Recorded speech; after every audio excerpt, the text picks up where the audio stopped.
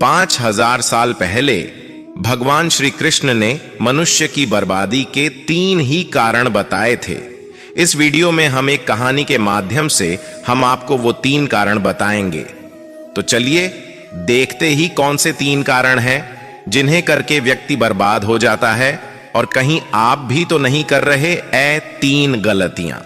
चलिए शुरू करते हैं। प्राचीन काल में एक नगर के पास के एक जंगल में एक सन्यासी रहते थे। संसार के तमाम आकर्षणों से दूर होकर उसने कई वर्षों की तपस्या से अपनी शक्तियों को जागरूक किया था।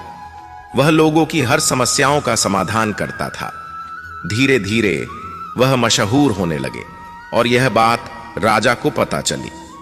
राजा ने सन्यासी से मिलने का फैसला किया और वह सन्यासी से मिले। राजा सन्यासी के बातों से बहुत प्रभावित हुए और उन्हें अपने राज्य में चलने तथा महल में रहने का आग्रह किया।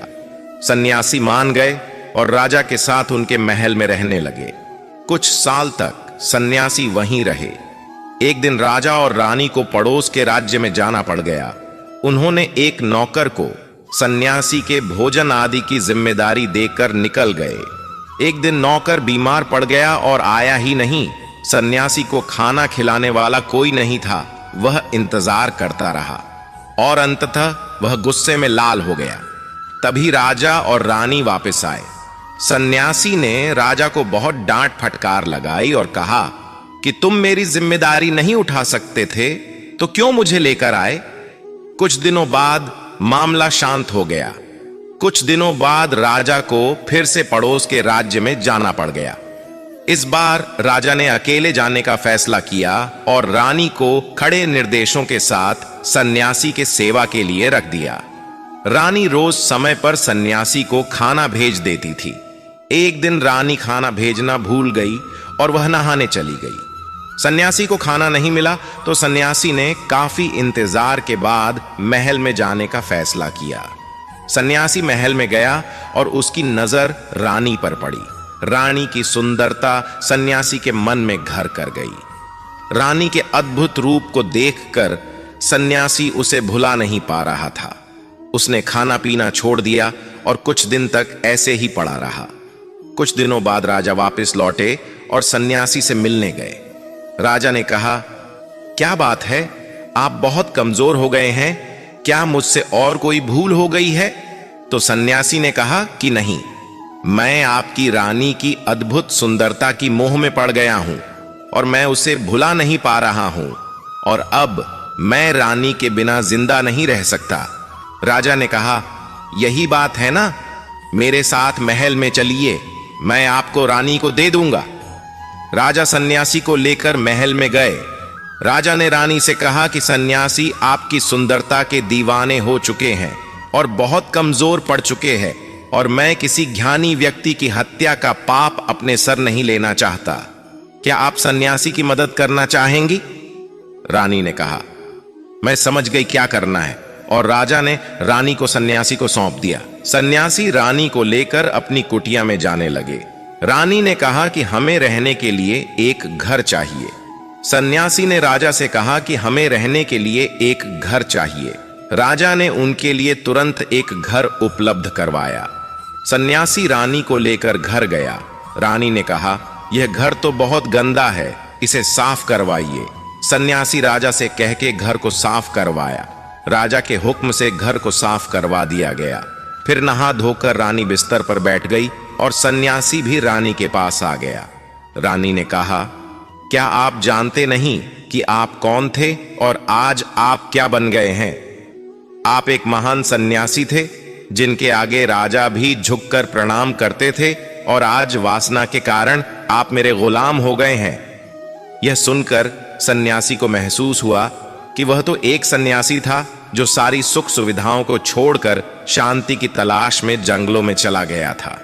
फिर सन्यासी ने राजा को बुलाया और रानी को उनको सौंप दिया और कहा, ये राजन, आज मैं आपको मनुष्य के बर्बादी के जो 3 कारण बताऊंगा, जिनको यदि व्यक्ति ना करे तो वह सबसे सुखी रहेगा और व्यक्ति बर्बाद नहीं होगा। पहली आदत है इच्छा, क्योंकि इच्छा ही दुनिया की हर एक व्यक्ति के अंदर सबसे पहला अवगुण होता है और जो व्यक्ति अपनी इच्छाओं को नियंत्रण में नहीं रख पाता है वह जीवन के किसी भी क्षेत्र में सफल नहीं हो पाता है, क्योंकि जैसे ही उसकी एक इच्छा पूरी होती है वह दूसरी की ओर बढ़ने लगता है, और दूसरी पूरी होती है तो तीसरी इच्छा उसके मन में जागृत हो जाती है, और फिर ऐसे करते करते इच्छाओं पर नियंत्रण ना होने के कारण इसी जाल में उलझा रहता है और दुखी सकता है।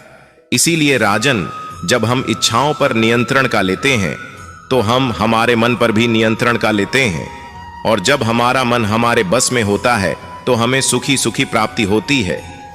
फिर जो हम चाहते हैं वही हमारे साथ होता है। दूसरी आदत है वासना का जन्म।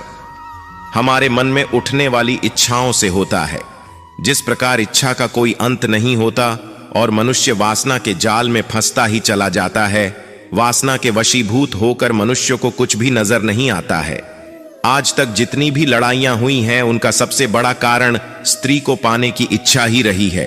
स्त्री के प्रेम में वशीभूत होकर राजा महाराजाओं ने आज से पहले बहुत सारे युद्ध किए हैं। रावण इस संसार का सबसे बुद्धिमान व्यक्ति था, लेकिन उसने भी माता सीता की सुंदरता में आकर अपना सब कुछ बर्बाद कर लिया। उसकी मृत्यु का कारण एक स्त्री ही बनी थी। कहीं राजा महाराजा तो युद्ध में इसलिए हार गए क्योंकि वो लोग स्त्रियों से रासलीला रचने में ही रह गए। ईश्वर ने तो स्त्री की उत्पत्ति इस संसार को बढ़ाने के लिए की है, लेकिन आजकल लोगों ने इसे अपनी वासना का शिकार बना लिया है, अपने मनोरंजन का साधन समझने लगे हैं, और जब उन्हें अपना यह मनोरंजन नहीं मिलता तो वो पागल हो जाते हैं और ना जाने क्या क्या कर बैठते हैं। इसीलिए ही राजन, जितना हो सके उतना वासना से दूर रहना चाहिए।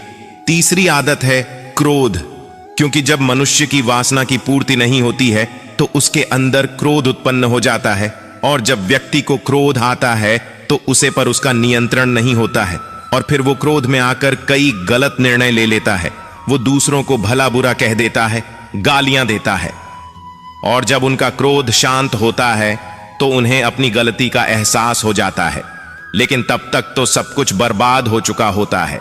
क्रोध के कारण मनुष्य के कई बने बनाए काम भी बिगड़ जाते हैं। जब मनुष्य के भीतर क्रोध उत्पन्न होता है तो वो अंदर से बहुत कमजोर हो जाता है, और एक कमजोर मनुष्य कुछ भी नहीं कर सकता है, उसे कभी भी सफलता हासिल नहीं हो सकती। क्रोध हमारे भीतर तनाव को उत्पन्न करता है, और अगर एक बार हम तनाव में चले गए तो हमारा पूरा जीवन बर्बाद हो जाता है।